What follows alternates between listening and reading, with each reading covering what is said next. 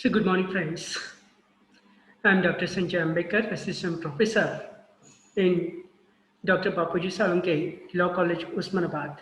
So, today I'm going to discuss with you the important topic introduction of the evidence law.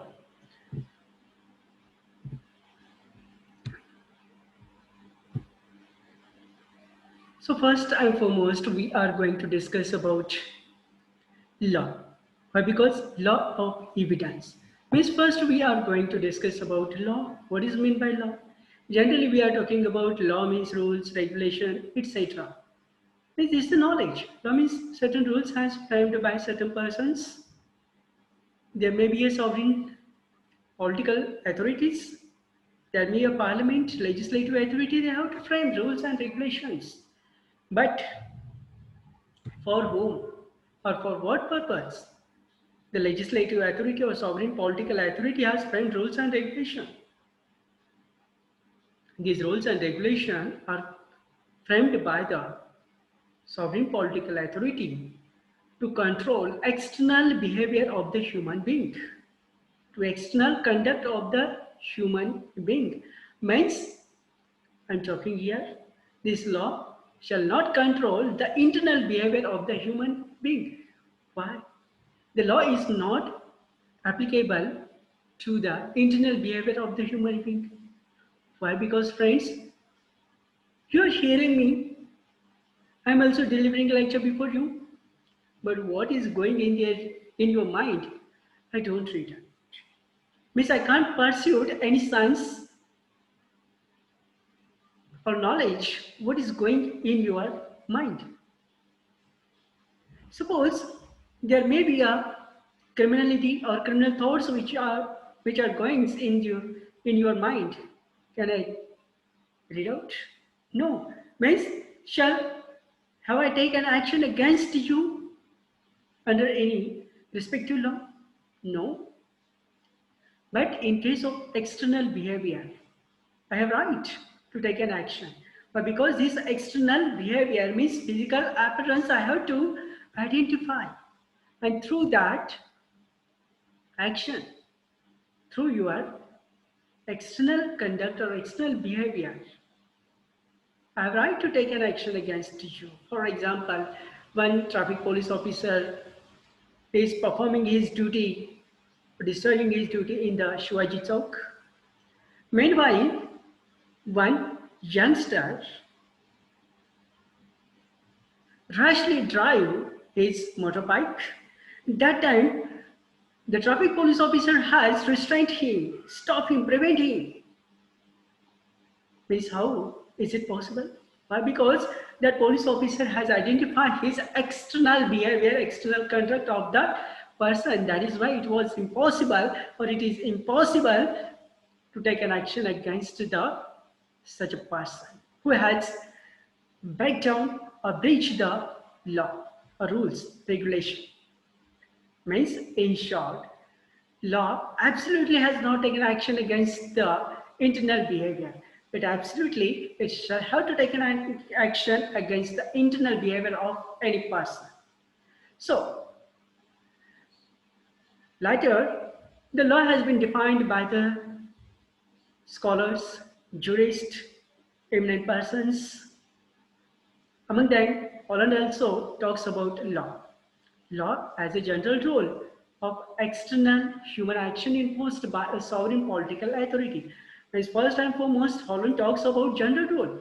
Law as a general rule, and the general rule has been framed by the sovereign political authority for the control the external behavior, external human action. Okay, means the point is clear. Then after, Article 13 subclause 3A of the Indian Constitution talks about the law. Law includes any ordinance, order, bylaws, rules, regulation, notification, custom or usage having in the territory of India the force of law. Means law means what? Any ordinance, any order, bylaws, rules, regulation, notification, customs or usages which are framed by the certain authority. Means any ordinance was passed by the or is passed by the issued by the certain authority, appropriate authority, any order which is passed by the appropriate court. Bylaws has framed by the parliament or any legislative authority or any rules, regulation, notification or custom or usages. Means all these things having in the territory of India shall be force of law. Means these are the rules. And if any person or whoever has break these rules, regulation, order, notification, customs, etc., then it shall be an offense. So later we are going to discuss about law is classified into twofold. Means the classification of law. Law has been divided into twofold. One is substantive law and procedural law. So first and foremost, we are going to discuss about substantive law. What is meant by substantive law? It is set of law. Substantive law means a set of law. Why? It is set of law. Why? Because it is a written rules. It is written rules on the paper, and all these written rules has passed by the legislature. All rules has passed by the legislature on the basis of external behavior of the human being. Means on the basis of people's behavior. There are two types of behavior: internal behavior and external behavior. So in short, substantive law means what? Substantive law determines, substantive law defines the rights and responsibilities of the citizens, and all these rights and responsibilities shall be imposed upon the certain person. Means in another words, substantive law determines the rights, duties, liabilities, responsibilities of person, and it shall be imposed upon them. And this substantive law may be applied in the civil and criminal cases. How the substantive law may be used in the civil and criminal cases? For example, in civil suit. In civil suit, suppose I have borrowed 1,000 rupees from A for 1 month. Means that is my responsibility, my liability to pay 1,000 rupees on or before the 1 month to X. But it was not possible, it could not possible to pay 1,000 rupees. Due to that, X has got the legal remedy. X has the legal remedy. And what is the legal remedy? He has right to file a suit against me to recover 1,000 rupees. And in this way, he has filed a case before me, filed a suit against me to the civil court. And that time, there is my liability, my responsibility to pay 1,000 rupees. Means friend, rights and liabilities are correlated to each other. One person has rights, so another person has its responsibility, means liability. Means under civil matter, under civil cases, any aggrieved party, plaintiff party may file a suit for the compensation.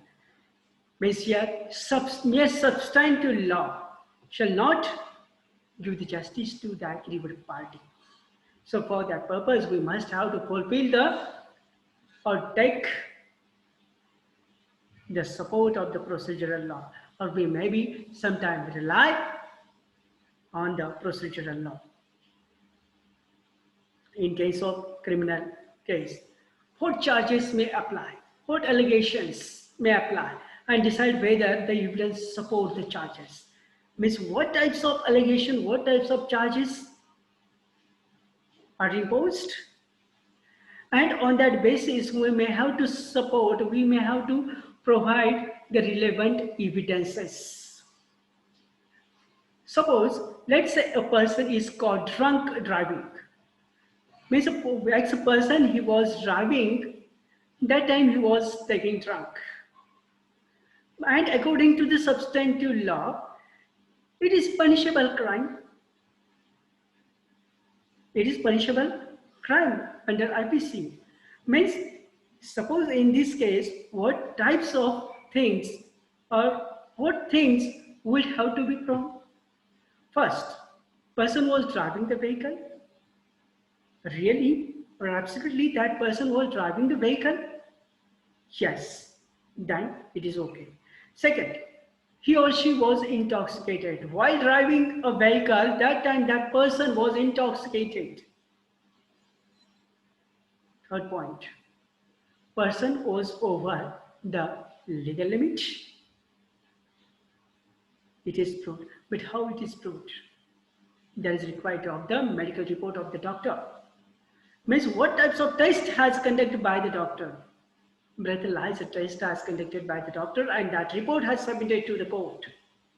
Means all these few things will have to be proven by the person. Next, there are certain examples of the substantive law. What are the substantive laws? Means Law Tort, Indian Contract Act, Indian Penal Code, Transfer of Property, Hindu Marriage Act, Adoption Act, Companies Act, Negotiable Instrument Act. Number of acts are the substantive law, except Indian Evidence Act 1872, CRPC and CPC. Remain all are the substantive laws. Then after we are going to discuss about the procedural or executive law. Procedural means from this term, from this word, we'll get an idea. This procedural law talks about the procedure, means how the procedure is going in the court. Means first and foremost, it governs the steps to process a case. It governs the steps to process a case. Means any case has brought before the court or admit before the court, so how the court has carrying its process. Second, a body of law that set forth of methods. Means actually the procedural law. Means here CRPC, CPC and Indian Evidence Act, the set forth of methods. Means sets for the methods. It provides the set forth the methods, rules and procedure for court cases. Means these three procedural law has provided what types of methods so we may have to apply. What are the rules, orders or procedure for court cases? Means all these things has been provided under the CRPC, CPC and Indian Evidence Act. For example, Indian Evidence Act. Here, under Indian Evidence Act, first and foremost, the person has bring the fact. Okay, that fact must be a relevant fact. Second thing, the relevant evidences we are producing means proof. And last part is its effect. Means after investigation, all are the relevant evidences or proof. Then after court will decide the matter. Means what will the effect? It may be proved or disproved. Means all these methods, rules and procedure has been provided under the procedural law. Then it defines the pleading and procedure by which substantive laws are applied in practice. Means substantive law determines the rights, duties and liabilities of person. But how these rights, liabilities and duties of the person shall come into in the motion or how to apply it in practice. Means all these things has been expressed or described under the procedural law. Means pleading part, procedural part has been provided under procedural or executive law. Actually, it is the machinery by which the substantive laws are set and kept in motion. Substantive law kept into the motion. Means whatever these legal provision which are on the paper, it shall be converted or kept into motion. Means all this procedure has been provided under the executive law or procedural law. So that is why there are three acts, three codes comes under the procedural law. First is Indian Evidence Act 1872.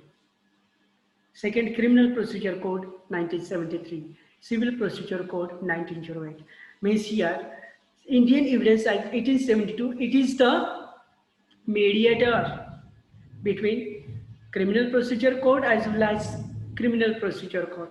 Why it is mediator, I am saying? Why? Because Indian Evidence Act, it is applicable to the criminal procedure as well as civil procedure code. There is no separate Indian Evidence Act for the criminal procedure code or civil procedure code. Means simultaneously, Indian Evidence Act helpful or useful for the criminal as well as civil procedure code. So that is why no substantive law can be enforced without the help of the rules of law of evidence. Law of evidence. But there is one thing. Whether the Indian Evidence Act, it is the substantive law or whether it is the absolutely procedural law. Friends, Indian Evidence Act 1872, it is not absolutely or 100% adjective law. Why? Because under section 115, 116 and 117 speaks about doctrine of estoppel. Doctrine of estoppel, it is giving the substantive provision under this chapter. So that is why Indian Evidence Act 1872, it is not absolutely adjective law, but it may be substantive law as well as adjective is procedural law. Then after we are going to discuss about evidence. Oh, evidence. What is meant by an evidence? Evidence means proof. Generally, any general person talks about evidence means proof.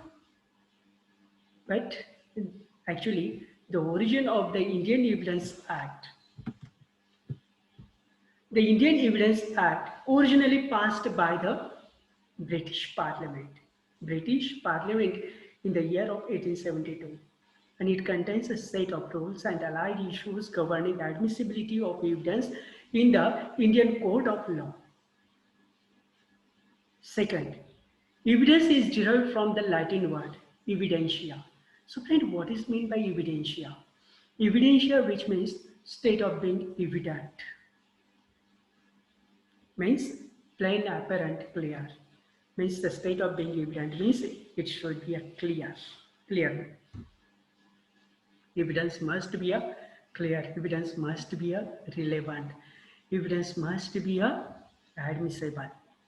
And the Latin expression evidence or evidear means to show clearly.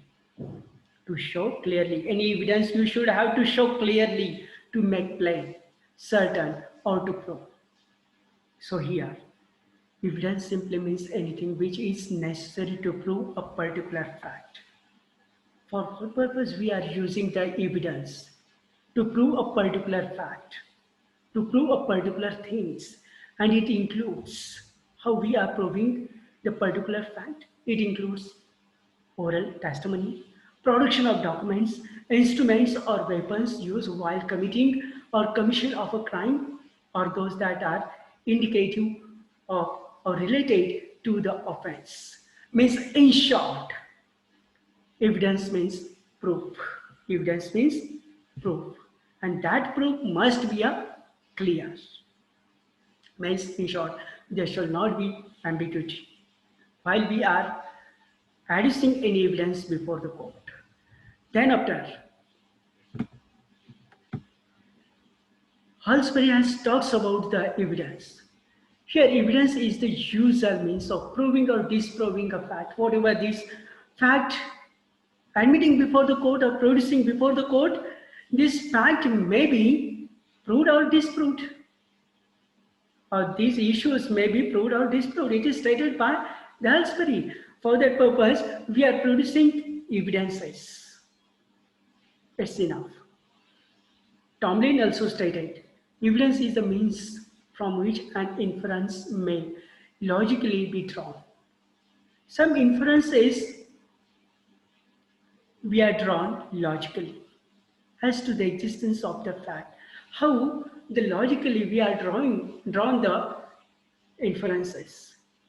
For example, how we are use the logic and give the evidences. For example, number of trees are fallen on the road. Number of trees are fallen on the road. Why number of trees are fallen on the road? Because of cyclone. Because of cyclone, number of trees are fallen on the road. Not due to the heavy rain. Not due to the heavy rain, but due to the cyclone, number of trees are fallen on the road. Second thing, number of tanks and rivers are overflow. Number of tanks and rivers are overflow. Why? What are the evidence we are giving? We are giving these evidences through our logic. And this logic we have to draw on our experience and observation for a long time. Like that. Number of tanks and rivers are overflow because of heavy rain. Without heavy rain, the tanks and river cannot overflow. Then means the judges are using their logic and drawn certain inferences regarding to the cases. Means it consists of proof by testimony of witnesses. Means regarding to that, some testimony we are collected. Testimony means oral statements or on oath or writing or records. In this way, Tomlin talks about evidence. Then third, section 3 of the Indian Evidence Act talks about evidence means it includes oral evidence and documentary evidence. Means section 3rd is divided into twofold, or there are two clauses, oral evidence and documentary evidence. So first clause talks about all statements which the court permits. All the statements which the court permits are required to be made before it by the witness. Means first, if the court has permit to produce all the statements. Second, if the court has required all these statements, so that time witness must have to do all the statements in relation to matters of the fact or matters of the issue under inquiry. And such statements are called oral evidences.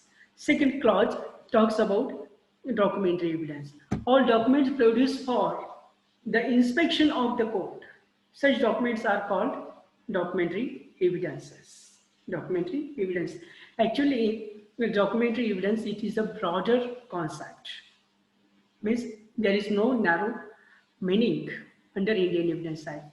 Why? Because generally we are talking documentary evidence means written documents, but it is not enough meaning. It is broader meaning. Documentary evidence means, for example, any weapons, any instrument we are using for a commission of crime, any stone, any wall, any hill, any trees, roads, etc. All are examples of the documentary evidences. At the time of interpretation clause, we'll discuss in detail about documentary evidence.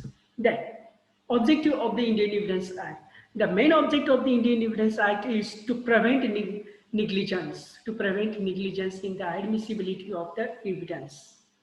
Means we must not be negligent while the admissibility of the evidence. Means if there is relevant fact, we must have to produce relevant evidences. Second thing, to introduce a more correct and uniform rule of practice. To introduce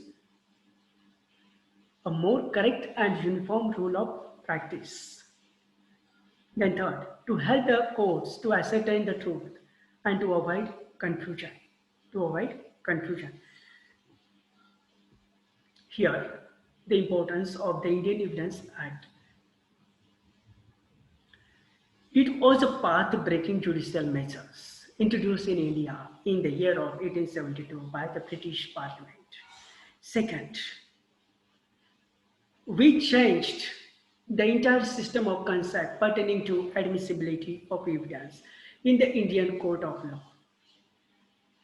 Why? Because until the 1872, the rules of evidence were based on the traditional legal system of different social groups and communities of India, and were different for different persons depending on caste, religious, faith, and social positions.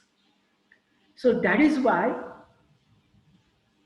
it was a path-breaking judicial measures introduced in India in the year of 1872. And last point is the Indian Evidence Act and introduce a standard set of law applicable to all Indians. Means the Indian Evidence Act is applicable throughout India. Means to all the citizens of India. Thank you, friends.